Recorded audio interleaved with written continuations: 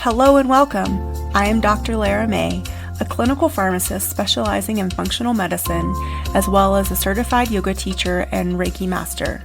I run a truly integrative health coaching practice encompassing functional medicine lab testing, yoga and meditation, and a sprinkling of Reiki energy medicine. Join me here on Light Body Radio to break through your health plateau and come into alignment with your natural vitality.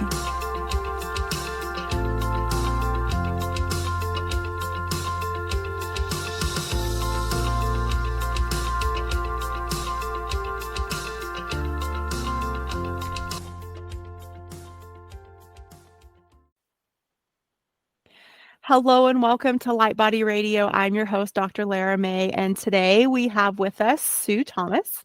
She is a sugar-free coach, which I am super excited about having her here to talk about all of things sugar and breaking free from it, because it can definitely have a stronghold on our lives. So cutting back on sugar improves our overall health, which can definitely have positive effects on our mood, energy levels, and hormone balance. It could also lead to better sleep quality, and it seems to be quite obvious, but in case it needs to be mentioned, beneficial for our weight management. A reduced sugar lifestyle will also help to eliminate joint pain, improve cardiovascular function, and promote better intestinal health. Making small changes over time can be more sustainable and effective than trying to make big changes all at once. So we're definitely going to talk about that. So by providing practical guidance and support, Sue helps many individuals break the cycle of sugar consumption and improve their overall being long term. So welcome. Thank you for being here. Thank you, Laura. Thank you for having me. It's lovely to be here. So tell us about your story and how you came to be passionate about this little caveat of healthcare specifically. So if I take you back to 2009, and I was a personal trainer at the time, and I had a streptococcal knee infection, which meant that I ended up on about 25 days of very high dose antibiotics, which at the time I wasn't a nutritional therapist at the time. I didn't understand what that was going to do to my long-term well-being. And so fast forward to 2013, and I was still personal training, but I was having to take a sleep in the afternoon because I was exhausted. I wasn't sleeping well. I was eating just to kind of give me what I thought was going to be energy to get me through the day. I wasn't being present for my clients, wasn't being present for my family. And I'm not someone who, I like to walk the talk. I like to be authentic. I like to represent to my clients a kind of model of what they can achieve if they're when they put the time and the consistency in. Mm-hmm. And so I realized that actually I needed to do something about this, because this wasn't where I wanted to be in terms of my own health. So I went to see my own nutritional therapist, and she said, well, first thing we've got to do is get your gut health sorted out, and then we'll look at at how you're fueling your body throughout the course of the day. And so we worked on supporting my gut health and repairing my gut health, which had been damaged by the antibiotics 3-4 years earlier. But then the next thing we really focused on was eating food for sustainable energy. And this really kind of lit a fire in me. I've always had a real passion for nutrition. But at the time I wasn't qualified as a nutritional therapist. And I was, as I said, really eating what I believed was going to give me the energy, and the things we've been told by the food industry, I believed was going to give me the energy, so I was eating the cereal bar in the afternoon because I thought that would pick up my energy levels. I was eating the sandwich at lunchtime because I thought I needed the complex carbohydrate to get me through the afternoon, because I was training clients and stuff like that. And actually what we did was we switched it up completely, and we took away certain things that I thought were giving me energy, which were actually sapping my energy. And at the time when she said to me, you need to take the sandwich and just have it as a salad and not have the bread, I was like, oh, how am I ever going to function? Where's the energy going to come from? And I was blown away by how much more energy I had when I didn't have that sandwich at lunchtime and I did have the big salad. And so I just started to really investigate it a little bit more. I wanted to understand it. I requalified as a nutritional therapist because I began this journey of really understanding how food was fueling my clients' bodies, and actually that I was focusing on the wrong things to help them get the results they were looking for. And gradually then I moved more and more away from training clients to actually coaching them in nutrition, and then became more and more specific around sugar, because particularly for a female who is 40 plus, the things that we used to do when we were younger, when our metabolism was higher and we could, we needed more energy, those things no longer work when you're 40 plus, when your hormones are changing and all that kind of thing. And actually insulin, the blood sugar hormone, is such a dominant hormone that unless we get it under control, it can wreak havoc. It can really wreak havoc. And so I thought, actually, really where I want to go, I was running a program, a 12-week program that I was launching with a sugar-free challenge. And that was the bit that I really enjoyed. I loved that bit. I loved empowering women to understand how much better they could feel without refined sugar in their life.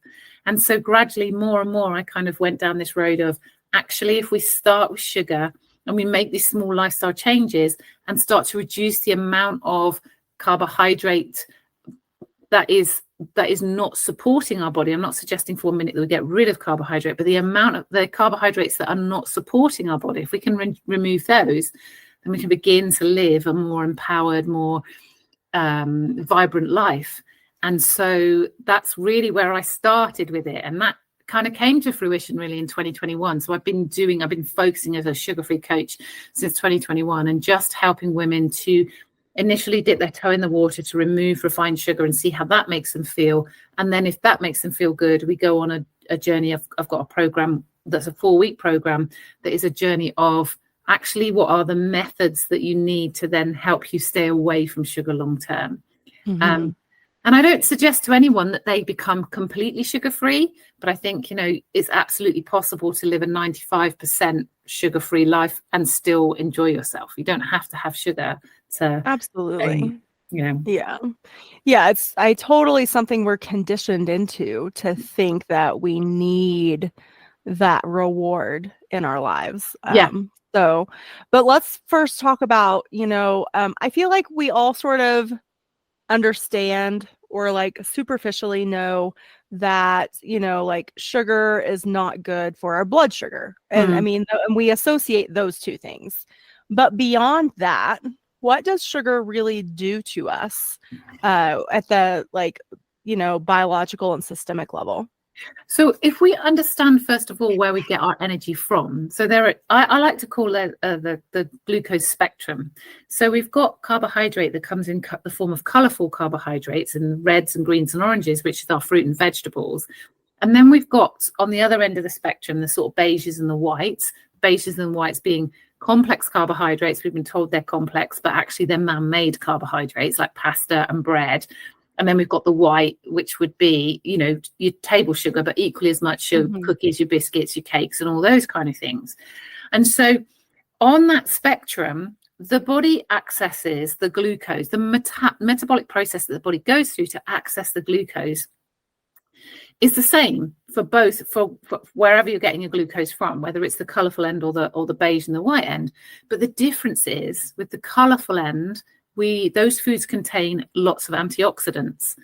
So when the body goes through that metabolic process to release that glucose, it also releases byproducts that can cause inflammation. So that can set up inflammation in the body.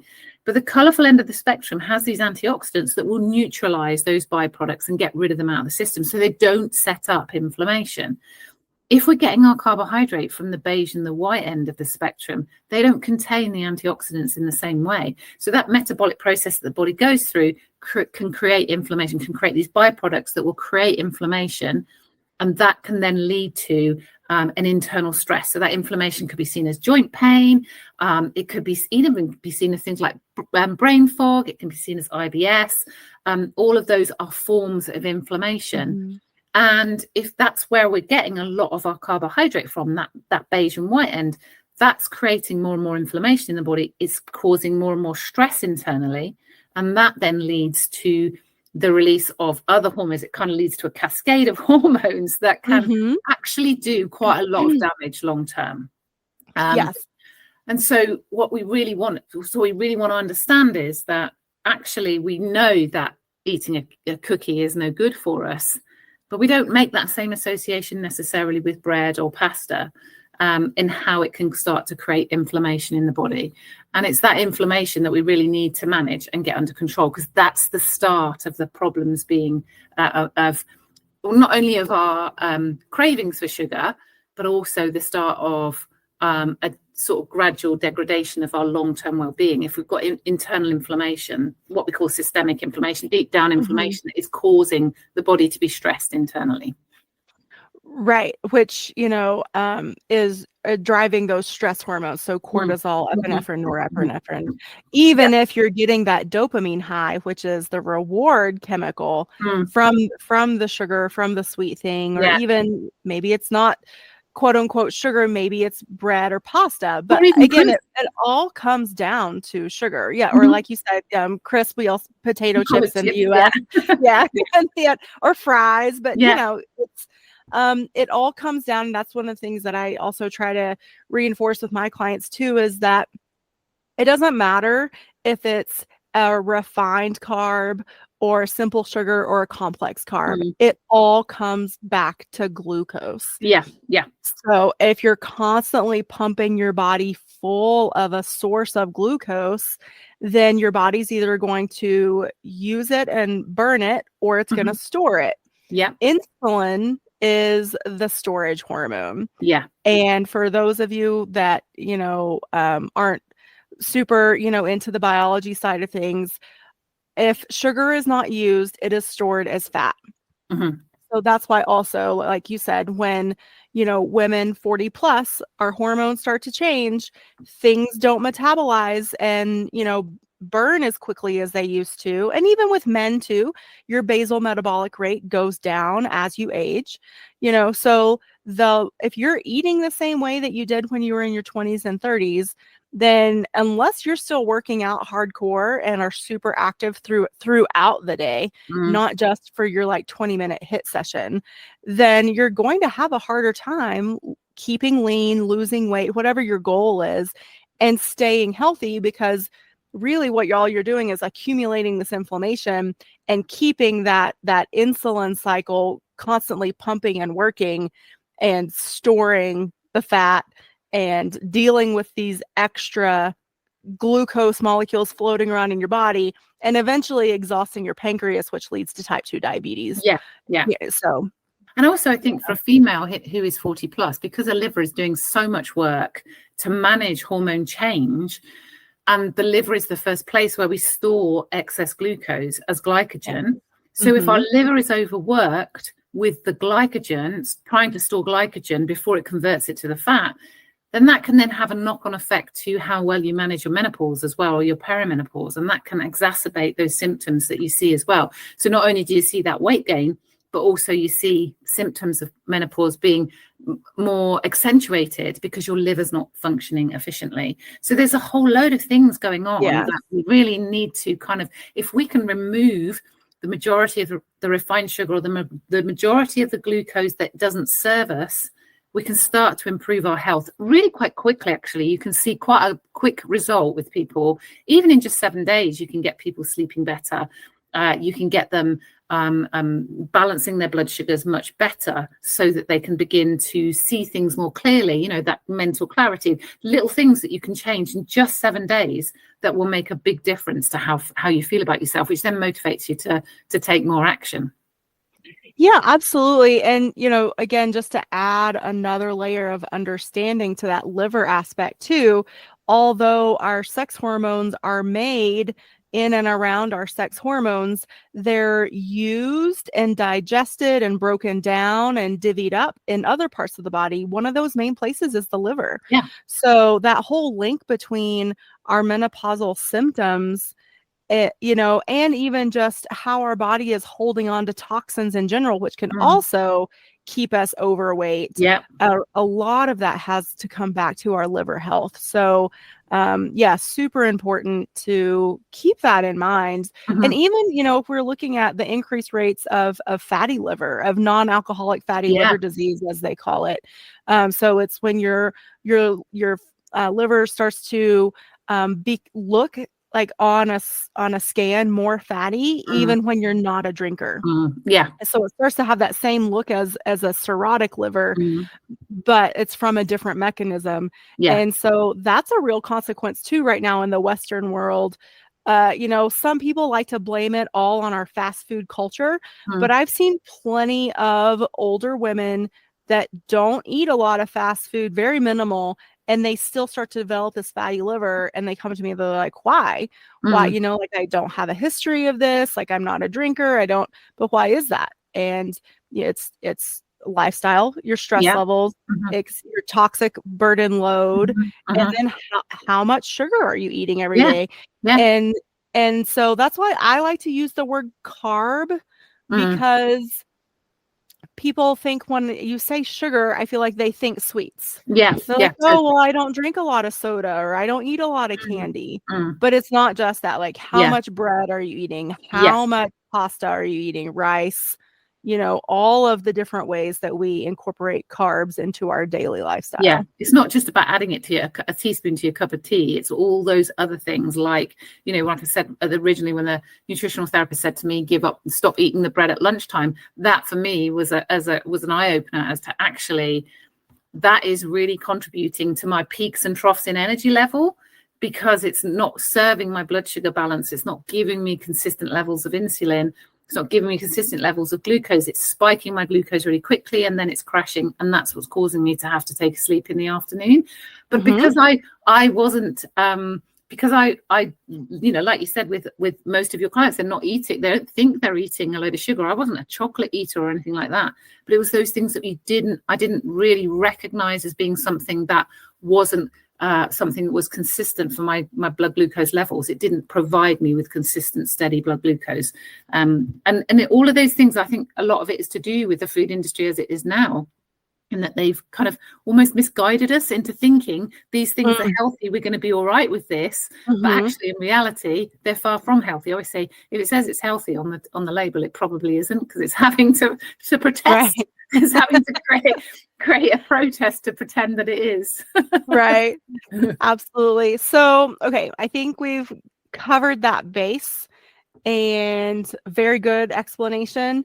Now let's talk about cravings. And I sort of talked about dopamine a little bit earlier, but let's talk about like why we are so attached to the bread and we're so attached to our pastas. Yeah. Even not even really talking about the candy and the sweets factor, or the baked goods, but why are we so attached to this carb aspect of our life? Well, it may be different for you over in the States, but for us here, it's a real history thing, because during the war, we didn't have a lot of carbohydrate, and we didn't have bread and all that kind of thing, and sugar. It was real something that was rationed.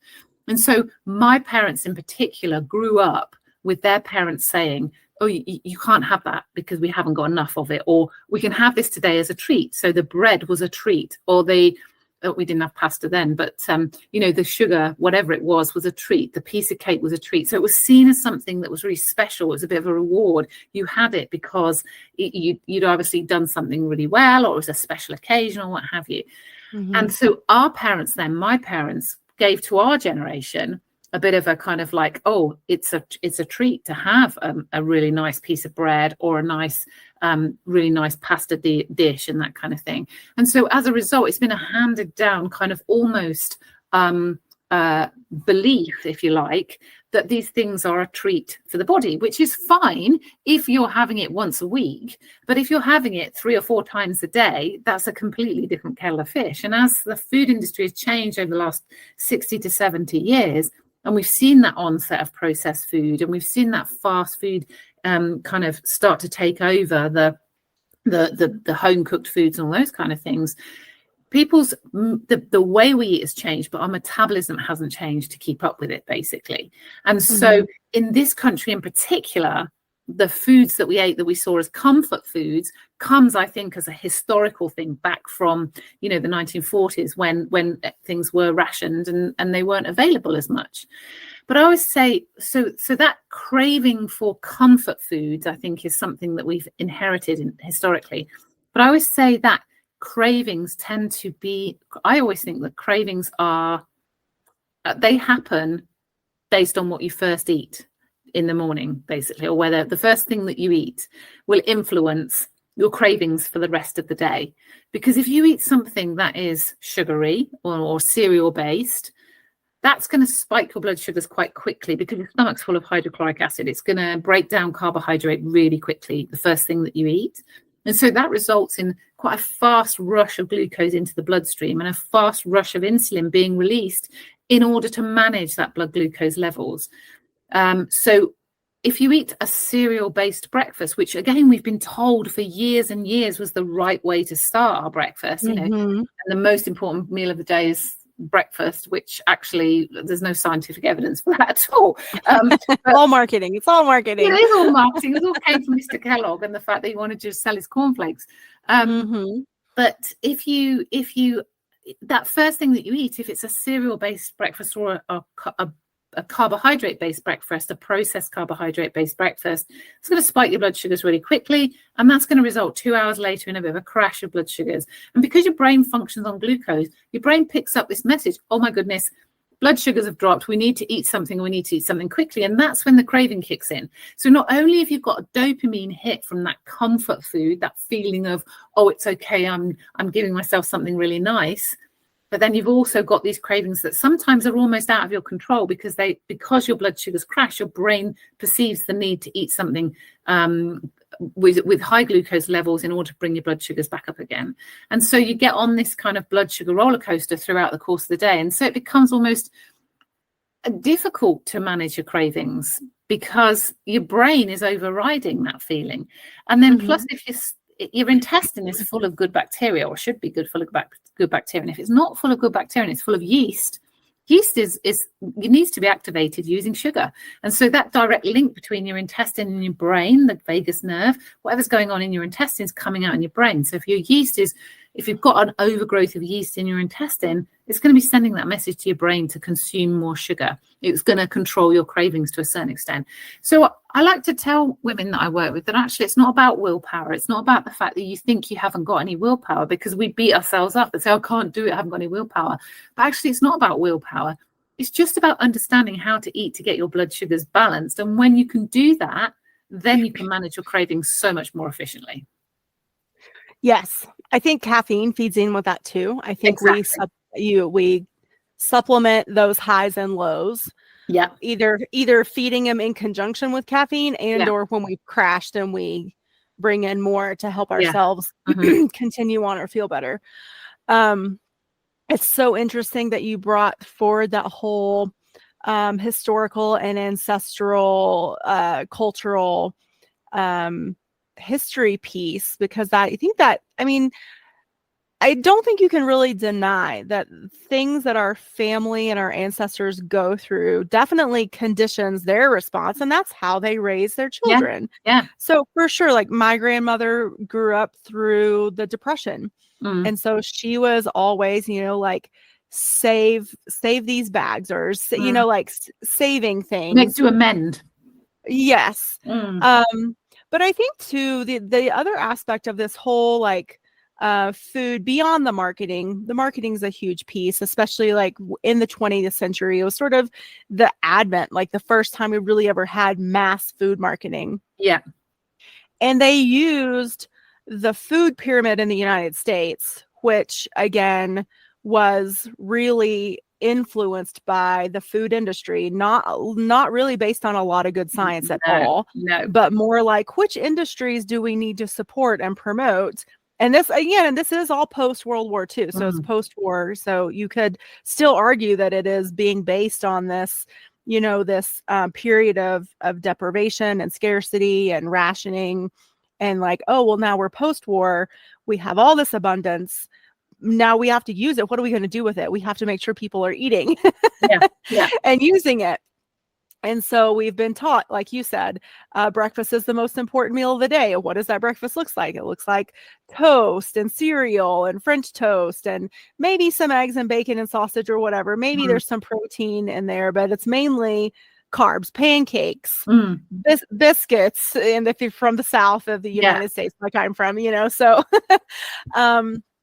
So yeah, like really like almost like finding a way to use flour at every meal. Yeah. Because that's what, and then on top of that, it's almost like they're admitting they know these grains don't have the nutrients that we need because they're fortifying them with B vitamins and Yeah. vitamin D. And it's Yeah. like, well, and zinc, whatever. if they had everything that we needed, would you really need to be fortifying them? Yeah, exactly. And then if you add into that as well, time pressure. So this kind of, time poor individuals who are working hard but have got cash, they're gonna be doing anything that's making it easy for them to get some fuel into their system, and so they'll stop and get a Starbucks and a muffin or whatever it is. They'll stop and get something on their way into the office and what have you.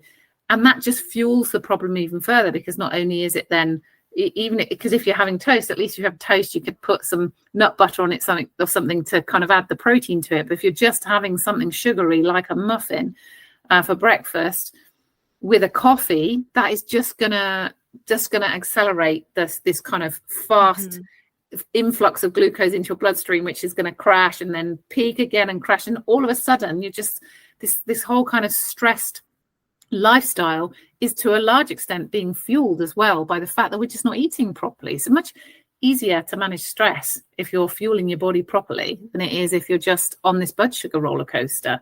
And so we become less productive through the day because we're on a blood sugar roller coaster.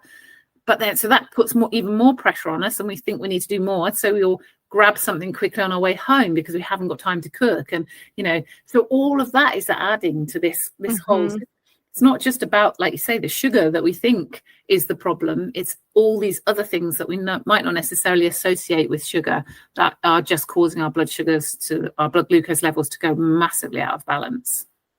Yeah. And I love that you brought forward also to the yeast and the candida aspect within our guts. There are certain ways to tell if you have a candida overgrowth.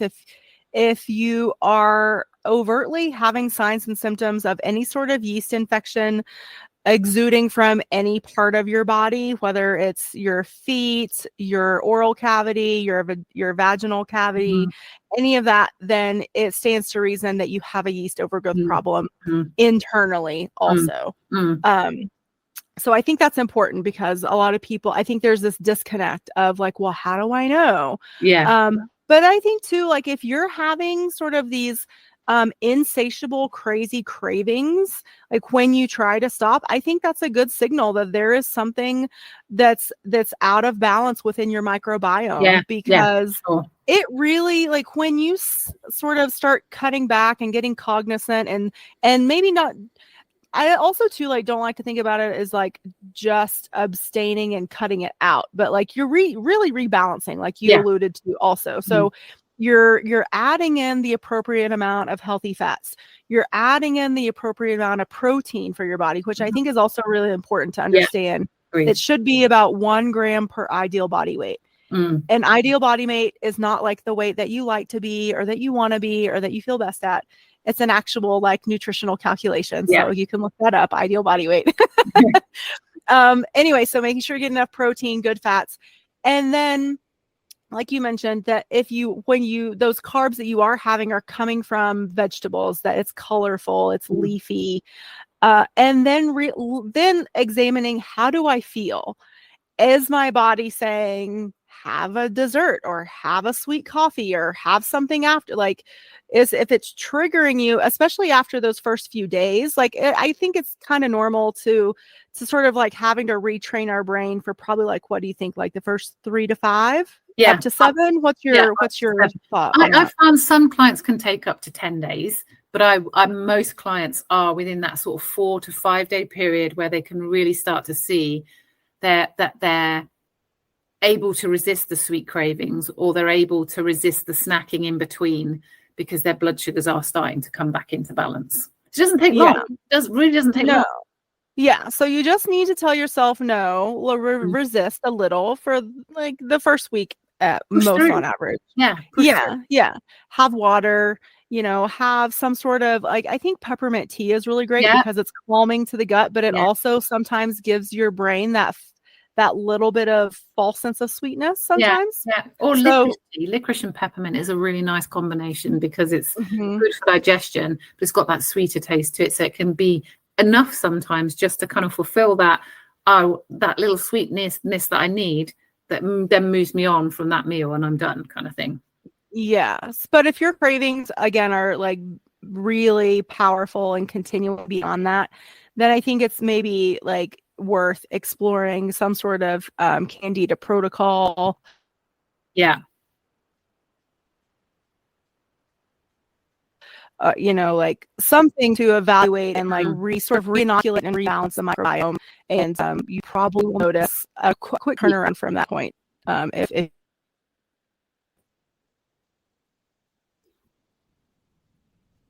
Sorry, I lost you there. That's okay. Yeah, I know. So Yeah. we were a little unstable. Okay. So what else? Do you have any other tips that like can help us break out of that cycle? Yeah. So the first thing is to always think about, what am I eating for breakfast? Make sure my breakfast is more of a protein and healthy fats based breakfast. So, that's where you would go eggs and avocado and that kind of thing for breakfast. That's what I would always start a client. Let's just focus on your breakfast first of all. And then I like to get them to think about eating something green and fibrous before their main meal. So that could be something like, a small side salad before you eat your main meal, in order to provide the fiber, which will slow down the release of glucose into the bloodstream. So focus first on what you're eating the first thing in the day, and make sure that meal is taking you from one meal to the next, so you're not having to snack. And that might need you to tweak it. It might need you to tweak that meal to make sure there's a bit more protein in there, or a little bit more healthy fats, and maybe some nuts and stuff like that.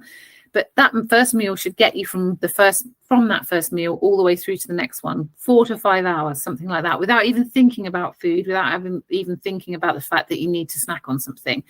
If your blood sugars are really nicely balanced, you won't even be, food won't even feature. You won't even be kind of going, oh, I'm hungry after 2 hours. If you're hungry after 2 hours, the food you're eating is not working for you from a blood sugar balance point of view. So get your breakfast right first. Once your breakfast is right, and you can go for a good 4 to 5 hours before your next meal. When I say breakfast, I mean the first thing that you eat, because not everybody wants to eat breakfast, and I'm okay with that. That's fine. Don't have a problem with that. But it's got to be the first thing you eat needs to keep you going for a good 4 to 5 hours to the next meal. And then that next meal, make sure that you're having some kind of salad based, or some kind of greenery before you eat the main meal, because that's going to give you the fiber that is going to help you to almost line your stomach, essentially, for want of a better term, that slows the release. It acts like a bit like a sieve to slow the release of the glucose down. So that's my second tip. And then the third thing is, and I do this a lot with clients, is I say the kitchen is closed at 7 o'clock. If you haven't eaten before 7 o'clock, don't eat afterwards. Don't be going around the kitchen trying to find things to eat, because when you go to bed, if your insulin levels are high, that's going to impact your quality of sleep. And there is lots of research to show that your insulin levels will reset through the course of the night. So you want to go into deep sleep so that your insulin levels can reset, and you're starting on the front foot again the following morning. So just that kind of kitchen is closed, but there's no more food.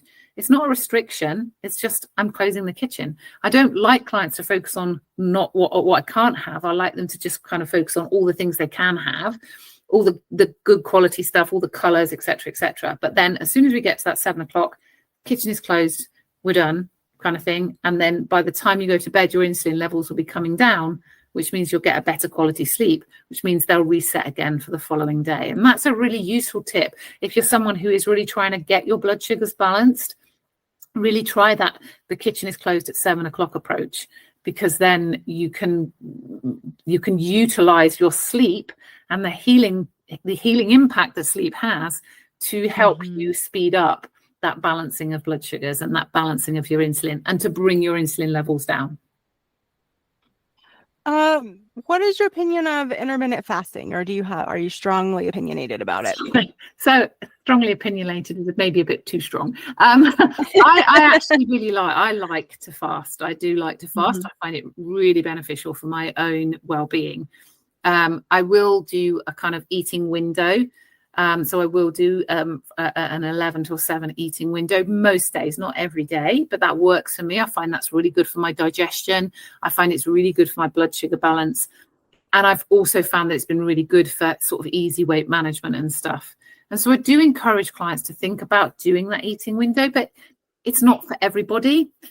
It's not for everybody, particularly if kind of restriction triggers you because you've had some kind of, a history of eating disorders or things like that. So it's important to really just be mindful. If you're going to go down that road, just get a little bit of advice around it first of all to really understand whether it's going to work for you. And if you do want to do it, I would say, try maybe doing a 10 till 8 eating window first of all, and then bringing it back in.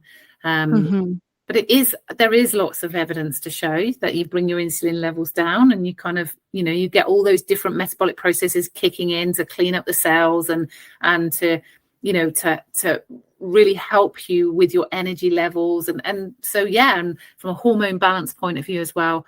So I don't personally have a problem with it, but I know some people, it doesn't work for them. So it's each to their own, really. Yes. Love it.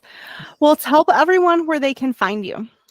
So you can go to thesugarfreecoach.com and you can find my website, or you can find me on Instagram as Sue Thomas, the Sugar Free Coach, and the same on Facebook as well, and actually on LinkedIn as well. So if you just put in the Sugar Free Coach, you're pretty much going to find me. And you have a signature program as well that you wanted to tell everyone about. So my signature program is the 4-week sugar-free method, and that program is 4 weeks of focusing on nutrition, sleep and mindset, and helping those people that go through that program. It's all online, but we do have live calls as well. But it's the whole point of that program is to give you the tools to be able to balance your blood sugars and stay long term. So have the right mindset, the right tools in place to be able to keep your blood sugars balanced long term, and then to achieve everything that you seek to achieve, whether it's to look good in your dress when you go to your son's wedding, or whether it's to just have more energy to chase after your kids kind of thing. That program, that 4-week sugar-free method, will teach you everything you need to know to balance your blood sugars long term, and it gets great results. It really does. Awesome. Well, thank you so much, Sue. This has really been a pleasure. I love talking about this stuff, of course. So especially with the clients that I work with that are struggling either with insulin resistance, prediabetes, or full-blown type 2 diabetes. There's a lot of re-education that I feel like that we're doing. So I love talking to other practitioners that are doing similar things and just hearing like what's working for them, what's your approach. So I love that you're seeing such good success, that you're helping so many people. That's really exciting. So everybody check out Sue on her website, on the socials. We will have these links in our show notes page at drlaramay.com/podcasts. And again, thank you, Sue. It's been a real pleasure, and we appreciate your time and your wisdom. Oh, thank you for having me, Laura. I really appreciate it. Okay, everybody. We'll see you in the next episode.